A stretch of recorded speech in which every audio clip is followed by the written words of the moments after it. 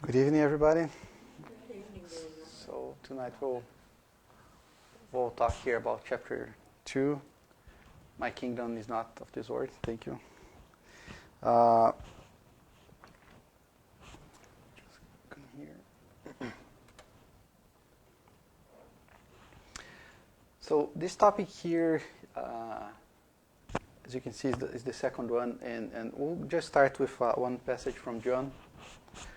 Here's when Pilatus was talking to him. So Pilate then went back inside the palace, summoned Jesus, and asked him, "Are you the king of Jews?"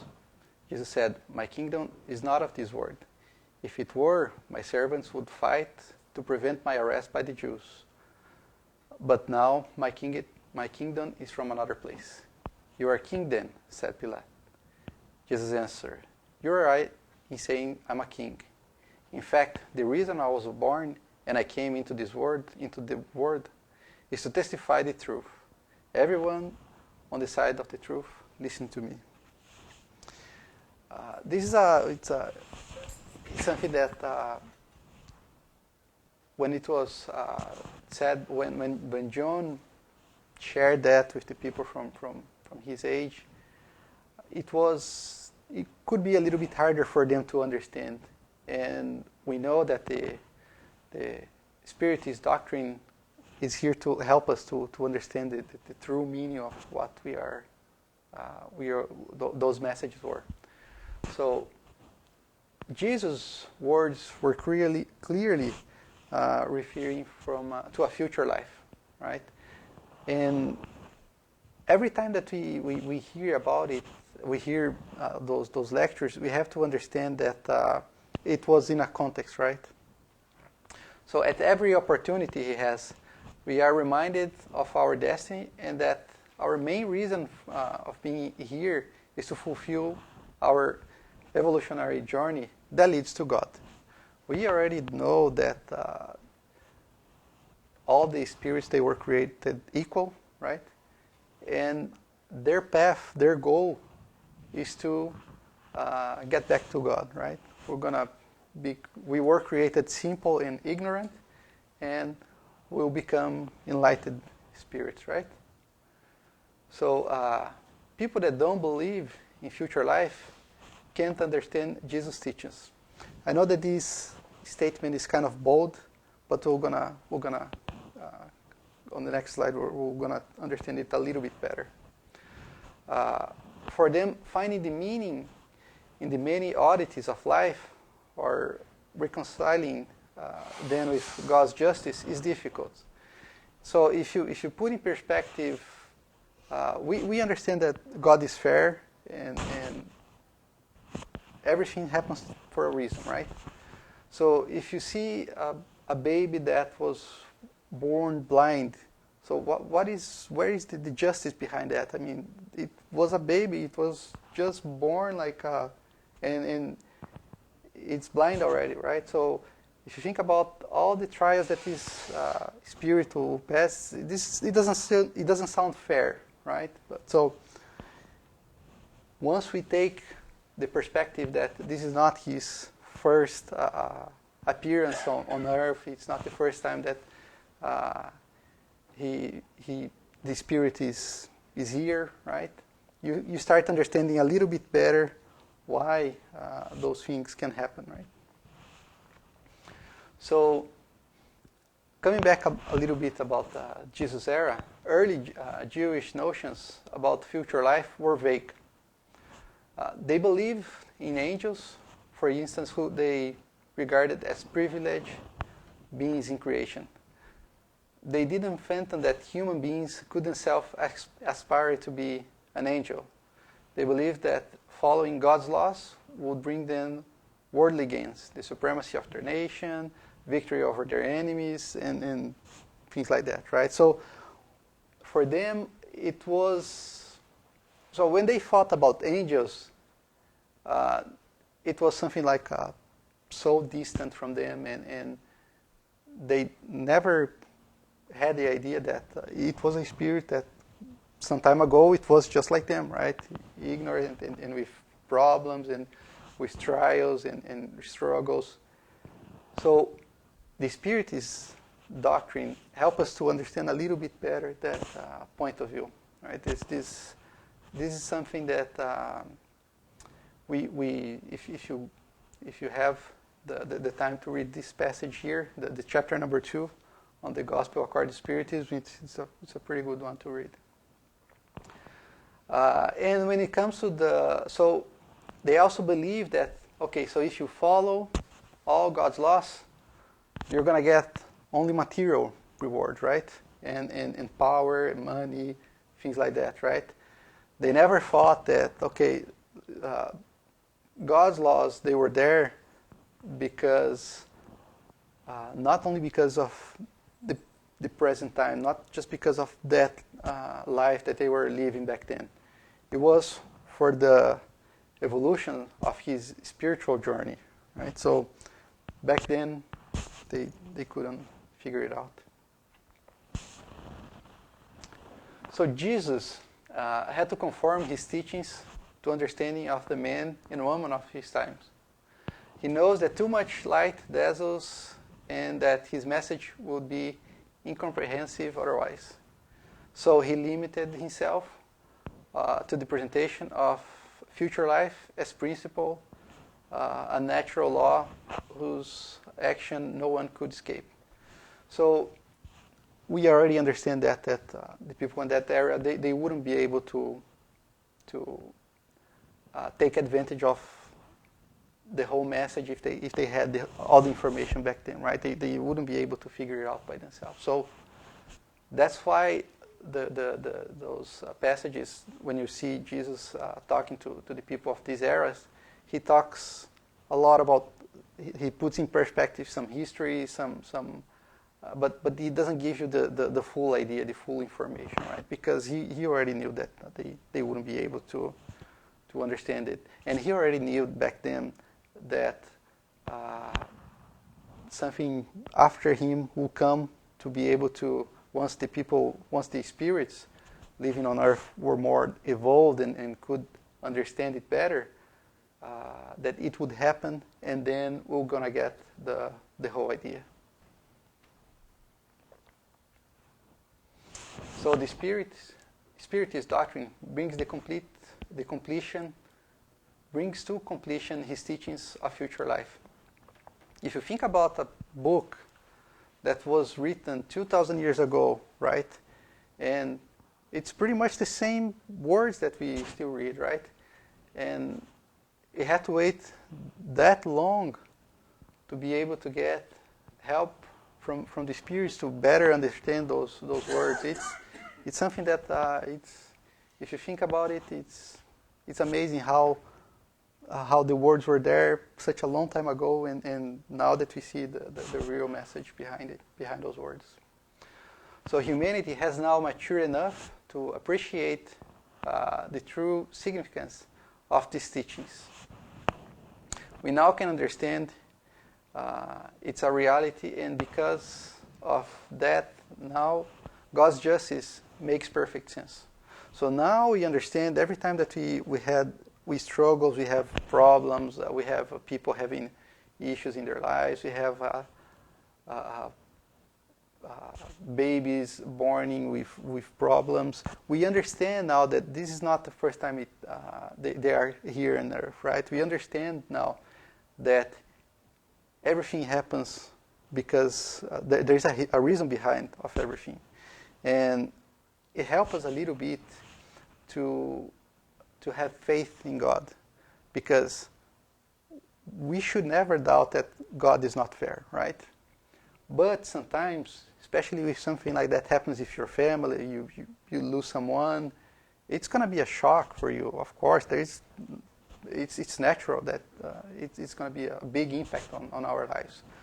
But if we understand that the life here it happens for a very brief period of time, if you compare it to the spiritual journey, it helps us a little bit to comfort our hearts, right? It brings us some comfort.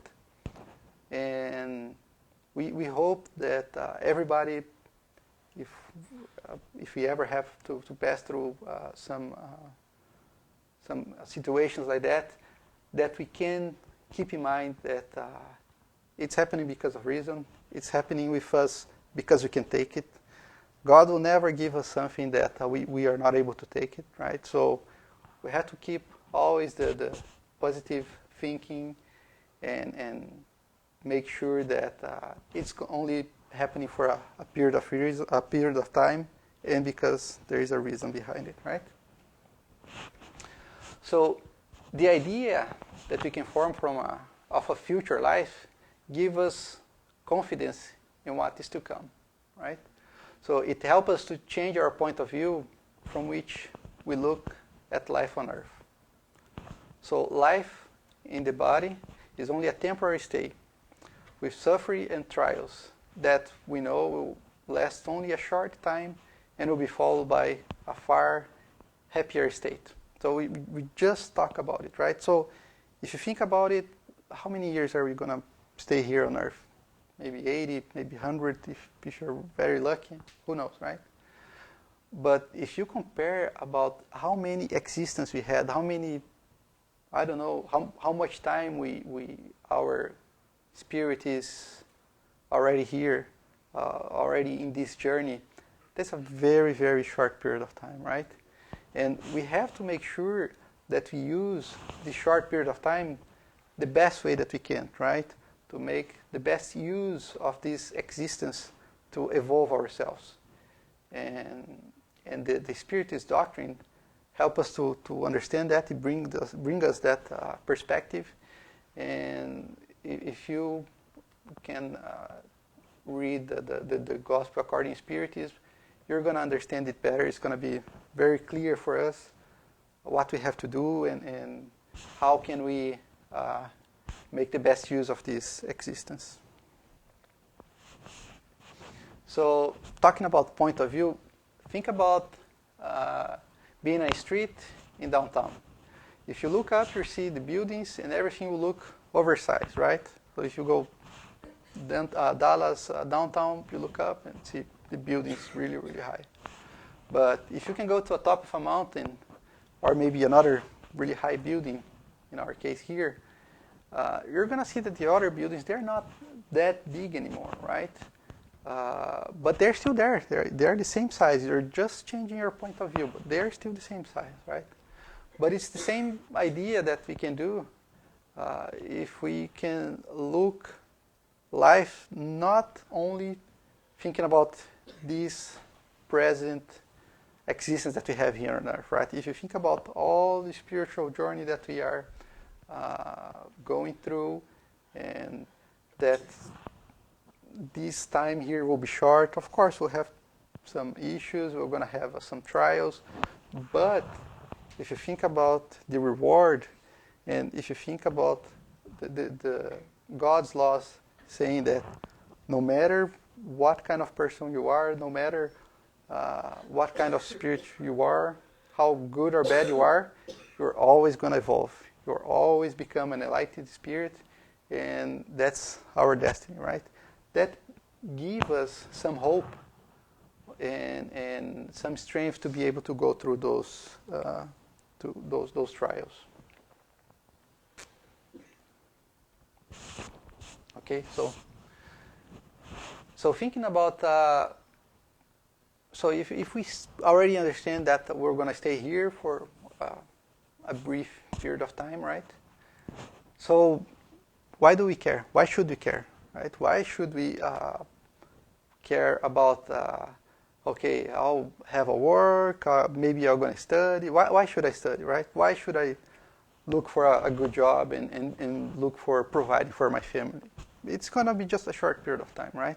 It doesn't make sense if you think like that. But God put us the preservation instinct inside of all of us, right? So the human being has the preservation instinct. By instinct, we look after their well-being and will do their best to improve their lot, even when they know they stay on the planet will be very, very short. So if you think about God's wisdom, it's everything is so perfect that even if we change our point of mind, even if we understand that the life is going to be very short here, we have something inside of everybody, inside of all of us, that will make us keep looking for the self-preservation, right? To keep evolving ourselves. So this is something that will prevent us just to stand still and do nothing on the existence, right? And if you think about it, what will happen if we just stand still during this existence here, right? Are we going to evolve? Are we going to make good use of it or not? So God doesn't condemn the enjoyment of earthly pleasures, but their abuse at the expenses of spiritual matters. It was against these abuses that Jesus warned us when he said, "My kingdom is not of this world." So if you think about all the things that we have here on earth, we can have some enjoyment here, right? You can enjoy a good life. Sometimes it's not related to how much money you have, right? But the problem is you have to make sure you don't abuse of what you have, right? You don't misuse what you have. As we said, everything here we're going to have for a short period of time, right? But let's make sure that we don't abuse on what we have. It can be good things, right? And it can be bad things, right? So when we talk about alcohol, when food, when love, we have to make sure that we don't misuse what God is giving to us. So let's keep that thought in mind. So the Spirit's doctrines opens up and broadens our perspective. So we were talking at the beginning of the lecture here, we were talking about our existence on earth, and then now we're changing our point of view to think about the whole spiritual journey, right? In place of a narrow vision, focused only on present life, it presents the idea of an eternal future. It offers the basis and the reason for universal brotherhood. So if you think about that everything happens because of reason, we are together with the people around us is because there is a reason, right? You start questioning yourself, saying, why am I in this family, right? Why this person here is my son? Why this person here is my father? Is that something that just happened, or it was just a coincidence? So it helps us to understand that those things happen because of a reason. Maybe because we had a bond with them on the spiritual lives. Maybe because we had something that we had to expiate together. We had some problems in the past, and now we have to live together to be able to accept ourselves, right? And it happens a lot. When you see, sometimes we might see that even when a spirit comes with a mother and a son, they might not be able to, in this existence, to understand themselves, right? To keep up with each other. But this is how God gives us the opportunity to get better, right? So let's think about all the people that, the other spirits that are around us, right? Let's think about everybody that is around us. And let's keep in mind that we here on earth, we are pretty much everybody in the same, how can I say that? In the same level, right? So if you think about that, nobody here is perfect, right? We had some more advanced spirits, but pretty much the average is where we are. And think about the other spirits that are around us. They have their problems. They have their issues, right? Nobody's perfect. You're gonna have you'll have things to expiate with those other spirits, right? So let's make sure that we don't take everything so serious, right? Let's have compassion. Let's be humble. because it's so nice when we make a mistake and the other person forgive us, right? Let's make sure that we can try to forgive, right? It's a good thing to do. It's a good thing to learn how to forgive, and especially forgive ourselves for our mistakes, right? We have to understand that we are not perfect. If we keep working, if we keep doing the right things, we'll become perfect. That's how fast it's gonna be, how much time it's gonna take. It depends on our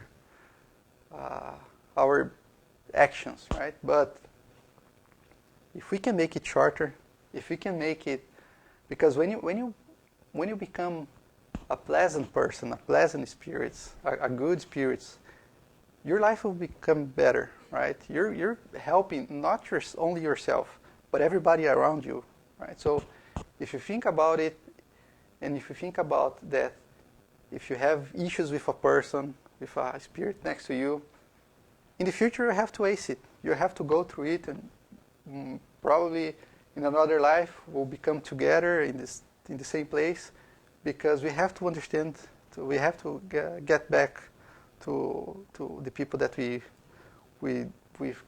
harmed. Okay. So here, this piece here was on the Spirit's teachings.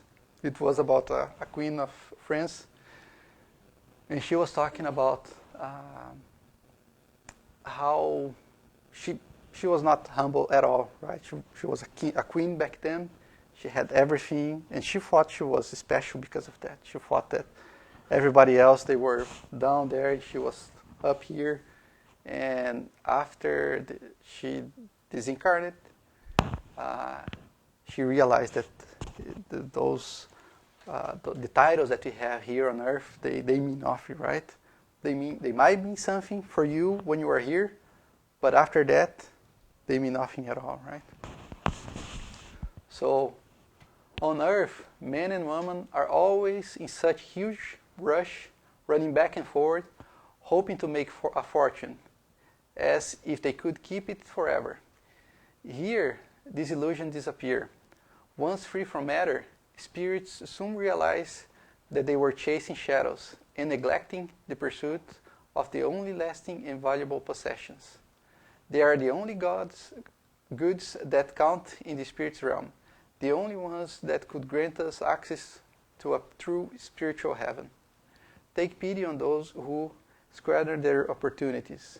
Help them with your prayers, because prayer helps humanity to approach the Most High.